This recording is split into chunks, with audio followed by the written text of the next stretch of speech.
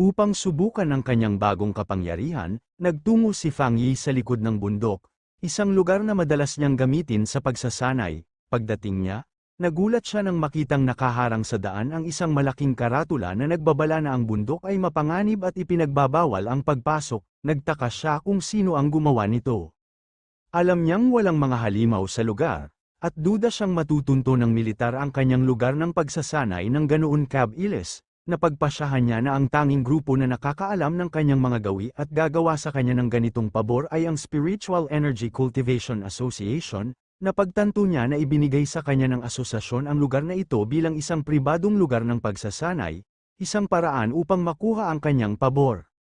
Ngumiti siya at nagpasyang tanggapin ang kanilang alok, gayunpaman, naputol ang kanyang pag-iisip nang matuklasan ng kanyang matalas na pandama ang isang hindi kanais-nais na presensya. Napagtanto niya na may isang intruder na nakalusot sa bundok. Nakaramdam si Fang Yi ng isang pamilyar na aura, katulad ng naramdaman niya sa pabrika, bagaman hindi kasing lakas, nakatago sa mga puno, isang nakakatakot na nilalang na parang unggoy na may nagliliyab na pulang mga mata ang nagmamasid sa kanya. Napansin ni Fang Yi na tila matalino ang hayop, dahil nag-aalangan ito at sinusuri ang kanyang lakas sa halip na basta na lamang sumugod. Dahil nagliliyab na sa enerhiya ang kanyang espada, nagpasya siyang ito na ang perpektong oras para sa isang pagpapakita ng kapangyarihan. Lumitaw ang isang system window sa harap niya, na nagtatanong kung gusto niyang ilagay ang bagong natamong Skyfire attribute sa kanyang Tang Sword. Inilarawan ng system ang Skyfire bilang isang malakas na light attribute, perpekto para sa pagwasak ng kasamaan. May nagliliyab na determinasyon sa kanyang mga mata. Tinanggap ni Fang Yi. Agad na sumabog ang kanyang espada sa isang haligi ng walang katapusang, nagngangalit na apoy, may nasasabik na ngisi, sabik siyang pagsamahin ang walang katapusang kapangyarihan ng Skyfire sa kanyang Crimson Flame Blade technique.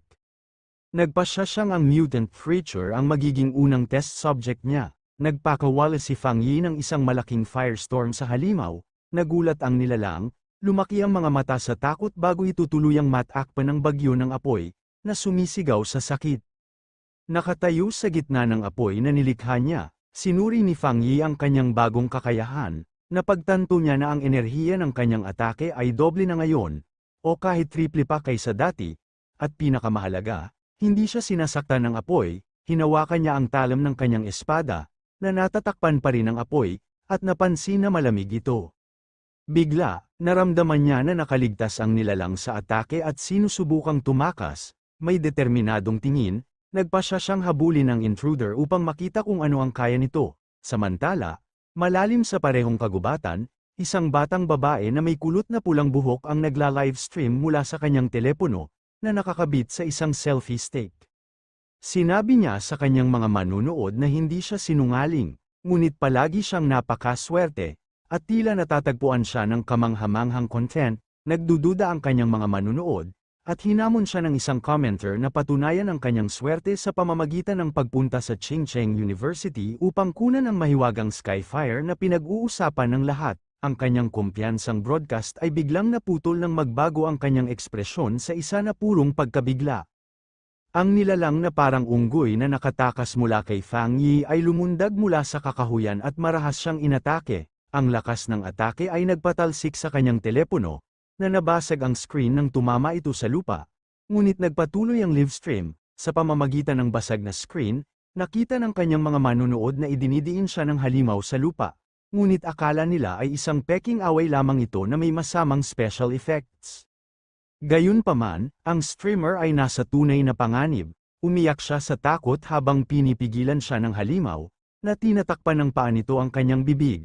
Ibinuka ng nilalang ang malaki at pangil na bibig nito, handa nang magbigay ng nakamamatay na kagat. Bago ito makasakit, isang malaking pagsabog ng nagliliyab na enerhiya na hugis ulo ng dragon ang tumama sa halimaw, na nagpatalsik dito pabalik. Tumingala ang streamer sa pagkabigla, na iligtas sa huling segundo.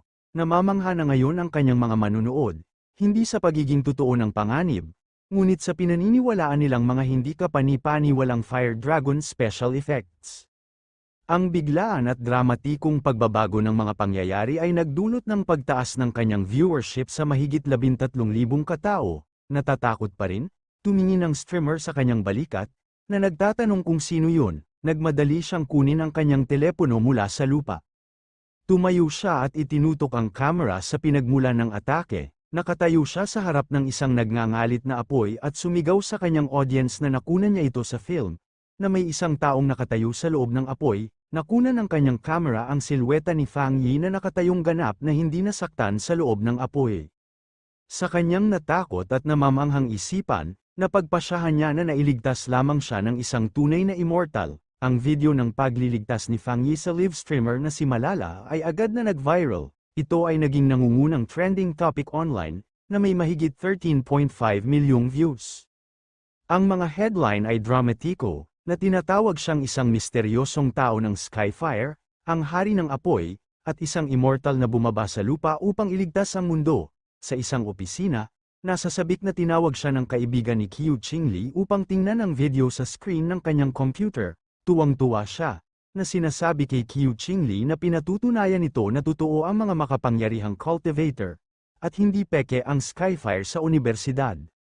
Gayunpaman, hindi ito pinansin ni Qiu Qingli, na sinasabi sa kanyang kaibigan na huwag maniwala sa mga ganoong bagay, at na lahat ito ay acting at special effects lamang.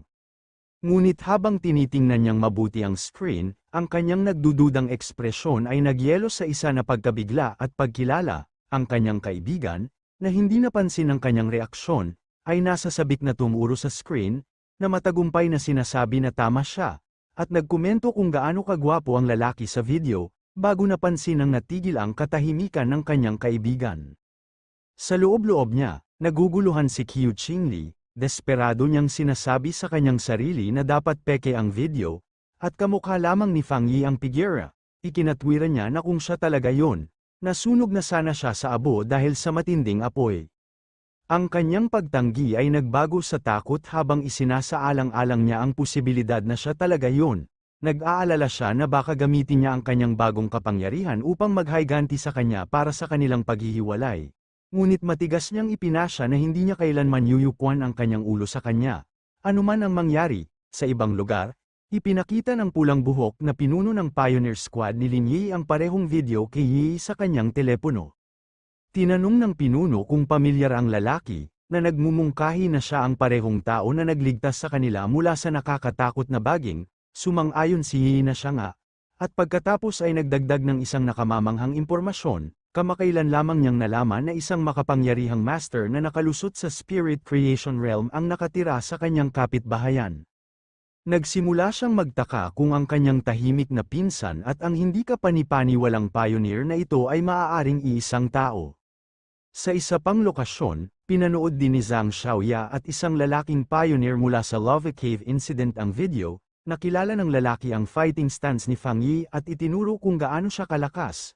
Habang napansin ng kanyang kasama na ang paraan ng paghawak niya sa kanyang talam ay magkapareho, na napagtanto na napakaswerte nila na nagkaroon ng ganoong makapangyarihang figura sa kanilang panig. Ang balita tungkol sa pampublikong pagpapakita ng kapangyarihan ni Fang Yi ay umabot sa pinakamataas na antas ng dalawang pangunahing organisasyon ng bansa, sa loob ng isang makinis at modernong skyscraper. Malamang na ang punong tanggapan ng asosasyon, tila lumalala ang krisis ng lungsod, kung saan nahihirapan ang kasalukuyang mga pioneer na makasabay. Sa isang mataas na antas na meeting room, hinarap ni Su Qingying ang isang grupo ng mga opisyal. Ipinabatid niya sa kanila na nakikipag-usap ng malalim ang militar kay Fang Yi, at ipinahayag niya ang kanyang matibay na paniniwala na papayag siyang tulungan sila. Samantala, sa isang military command center, tinalakay ni Ji Royen, Major Han Lei, at iba pang opisyal ang bagong intelligence. Namamangha sila sa kanyang mabilis na pag-unlad, na tinatawag siyang isang halimaw sa pag-abot sa spirit creation realm ng ganoon kabilis. Pinagdebatehan nila kung ilang high-tier attributes ang maaaring taglayin niya, kung saan napagpasyahan ng isang opisyal na dapat 3 o higit pa. Sumang-ayon sila na ang pagtatangkang takutin siya ay hanggal, at ang tanging pagpipilian nila ay ang i-recruit siya. Tinanong ni Major Han Lei kung nagpasya na ang High Command na lapitan siya ng personal. Kinumpirma ni Ji Royen na ginawa na nila, ngunit idinagdag na nag-aalangan pa rin ang mga top brass na magpakumbaba, dahil ang lahat ng nakaraang top-tier pioneers ay nagmula sa loob ng sariling hanay ng militar. Sa pagkuha ng kontrol, binalangkas ni Major Han Lei ang kanilang bagong diskarte, Inutusan niya ang kanyang mga subordinate na alamin kung anong mga bagong armas o kagamitan ang maaaring kailanganin ni Fang Yi, at bigyan siya ng impormasyon tungkol sa mga angkop na lugar ng pagsasanay bilang isang pagpapakita ng mabuting kalooban. Nagbigay din siya ng isang mahalagang huling utos, ang viral livestream video, at lahat ng mga alingaw-ngaw na kumakalat mula dito ay dapat na maayos na pamahalaan at kontrolin. Ang buong spiritual energy circle sa Sia Nation ay ibinaling na ngayon ang atensyon nito kay Fang Yi.